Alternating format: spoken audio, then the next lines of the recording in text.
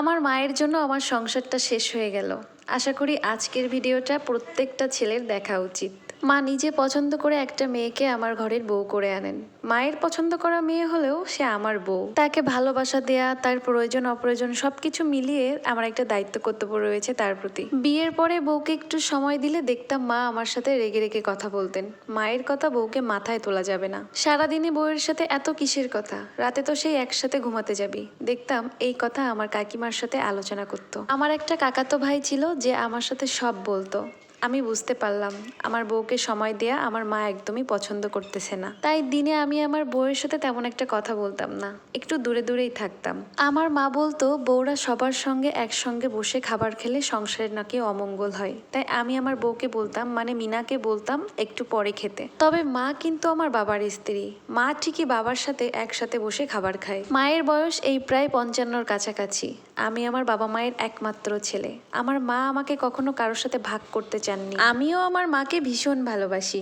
আমি প্রথমে বিয়ে করতে চাইনি, কিন্তু মায়ের জোরাজুরিতে আমাকে বাধ্য হয়ে বিয়ে করতে হয়। যেহেতু মায়ের পছন্দের মেয়েকে বিয়ে করেছি, সেহেতু বউটাও আমার মায়ের জন্য। আমি এটাই বুঝেছিলাম। তাই মা যখন যা বলতো তখন তাই করতাম। আমি আর মিনা ঘুরতে গেলে মা অনুমতি দেয় না, তাই ঘোরাও আর হয় না। মা যা বলবে তাই হবে। কিন্তু হাজার হলেও তো আমার বউ, একটু তো ভালোবাসতে ইচ্ছে করে, একটু তো আদর যত্ন করতে ইচ্ছে করেই। একদিন আমার বউ আমার কাছে বায়না করে সে দই খাবে।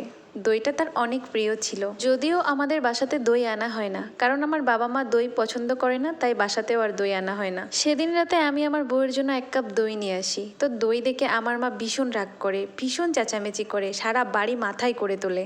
চেঁচিয়ে চেঁচিয়ে বলল আমি নাকি বউকে বেশি পাওয়ার দিচ্ছি, বউকে বেশি মাথায় তুলে ফেলছি, মাকে নাকি একদম ভালোবাসি না। এরপর একের পর এক দিন কাটতে লাগলো। যত দিন যায় তত দেখি আমার মা মিনাকে অপছন্দ করা শুরু করে দিল তত বেশি। তার প্রতিটা কাজে খুঁত ধরা শুরু করে। ঘরের চিপায় ময়লা কেন, ছোপার পরে বালু কেন, রান্নায় লবণ কম হয়েছে কেন, টুকিটাকি এসব সারাদিন চলতেই থাকতো। তারপর রাতে বাসায় ফিরলে মিনার নামে এক গাদা অভিযোগ করতো মা আমার সাথে। যেহেতু আমি আমার মায়ের ছেলে, তাই মা যা বলবে তাই হবে। এরকম চলতে চলতে আমাদের বিয়ের 7টা মাস পেরিয়ে গেল। এগুলো চলার পর এক পর্যায়ে মা বলেই বসলো এই বউ আর ভাল লাগতেছে না, ওকে যেন আমি ডিভোর্স দিয়ে দিই। ওর থেকেও সুন্দর মেয়ে দেখা হচ্ছে আমার জন্য, তার সাথে নাকি আমার বিয়ে হবে। আমার বউ মানে মিনা দেখতে শ্যামলা ছিল, খুব একটা সুন্দর ছিল না, তাই ঠিকমতো যত্নও নেওয়া হয়নি, ভালোবাসাটাও খুব একটা জন্মায়নি। তাই মায়ের কথায় মিনাকে ডিভোর্স দিয়ে দিলাম। হায় রে, মিনা ডিভোর্স দেওয়ার আগে অনেক কান্নাকাটি করেছিল, আমার পায়ে পর্যন্ত ধরেছিল, কারণ জানতে চেয়েছিল কি কারণে আমি তাকে ডিভোর্স দিচ্ছি। কিন্তু আমার কিছু বলার ছিল না, কোনো কারণও ছিল না। কারণ তো আমি নিজেই জানি না কি কারণে মিনাকে ডিভোর্স দিচ্ছি। আমার বয়স তখন 26 ছিল আর মিনার বয়স ছিল 21। ও যথেষ্ট পরিমাণ সংসারটা গুছিয়ে করতে চেয়েছিল, কিন্তু পারল না। শুধুমাত্র আমার মায়ের জন্য। আমার মায়ের পছন্দ না, তাই তাকে ডিভোর্স দিয়ে দিয়েছিলাম। এর কিছুদিন পর একটা 19 বছরের ফর্সা সুন্দরী মেয়ের সাথে আমার মা আমাকে বিয়ে দিলেন। আমিও বিয়ে করে নিলাম, কিন্তু এই সুন্দরী বউ পেয়ে আমি তো তার প্রেমে পুরো হাবুডুবু খেতে লাগলাম। কি যে সুন্দর, মনে হতো সারা দিন নতুন বউ তমার দিকে তাকিয়ে থাকি। বিয়ের প্রথম দিন থেকেই আমার মধ্যে পরিবর্তন আসা শুরু করলো। মানে আমার বউ তমাকে আমি প্রচণ্ড রকমের ভালোবাসতে শুরু করলাম, যেটা আমার মা একদমই পছন্দ করতো না। বিয়ের পরের দিন সকালে আমি আর তমা এক টেবিলে বসে খাবার খাচ্ছিলাম। এটা দেখে আমার মা প্রচণ্ড রেগে গেলেন, কিন্তু আমি পাত্তা দেইনি মাকে। এরপর বিয়ের 15 দিনের মাথায় আমি তমাকে নিয়ে হানিমুনে কক্সবাজার যাই। যাওয়ার আগে আমার মা আমাদের পারমিশন দেয়নি, তো আমি তখন মাকে বলেছিলাম যে আমরা স্বামী স্ত্রী কোথায় যাব না যাব সেটা তুমি বলার কে, আমরা যদি ঘুরতে যাই তাহলে তোমার সমস্যা কোথায়।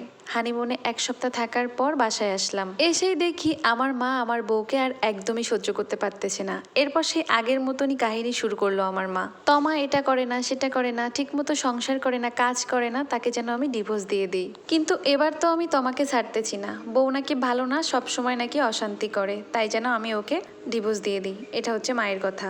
আমি আমার মায়ের একমাত্র সন্তান। আমার মা আমাকে হারাতে চায় না, আবার আমি আমার বউ তমাকেও হারাতে চাই না। তমা যথেষ্ট পরিমাণ ভালো মেয়ে। কিছুতেই যখন কিছু হলো না, তখন আমরা আলাদা হয়ে যাই। তারপর ছোট্ট একটা সংসার গড়ি, ছোট্ট একটা চাকরিও নেই। আমার বেতন ছিল মাত্র 8,000 টাকা। নতুন বাসায় ওঠার 1 মাস পর তমা অনেক অসুস্থ হয়ে যায়। কিছুতেই আমি তাকে সুস্থ করতে পারি না। এরপর এক গুণিন বলল ওকে নাকি কেউ বান মেরেছে। এ কথা শোনার পর ওর বাবা মা ওকে নিয়ে যায়, ওকে সুস্থ করার জন্য অনেক চেষ্টা করে। আমিও যেতাম আমার শ্বশুর বাড়িতে, বউকে অনেক যত্ন করতাম, কিন্তু না, কিছুতেই কোনো কাজ হলো না। আমি আমার বউকে বাঁচাতে পারলাম না। না। বিয়ের 6 মাসের মাথায় আমার বউ মারা যায়। আমি শত চেষ্টা করেও আমার বউকে বাঁচাতে পারিনি। তবে সত্যি কি ওকে বান মেরেছিল? আমি যখন ডক্টর দেখাতাম, ডক্টর আমার বউকে দেখে বলতো আমার বউয়ের শরীরে নাকি কোনো অসুখ নেই। এতদিনে বুঝতে পারলাম আমার মা কখনো চায় না আমি আমার মাকে ছাড়া অন্য কাউকে ভালোবাসি। আমি তো আমার মা এবং বউ দুইজনকেই ভালোবাসতাম।